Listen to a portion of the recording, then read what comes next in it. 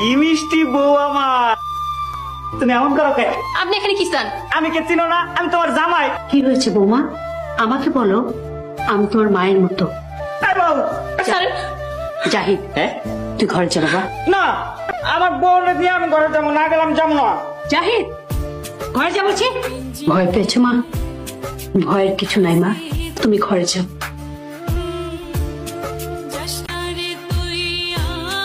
তুমিও বসো, আমাদের সাথে নাস্তা করবে। বাবা, উনি ঘুম থেকে উঠুক, ওনার সাথে নাস্তা করবো। বৌমা, জাহিদের ওঠার জন্য অপেক্ষা করে নিজেকে কষ্ট দিও না। ও 10টা-11টার আগে ঘুম থেকে উঠবে না।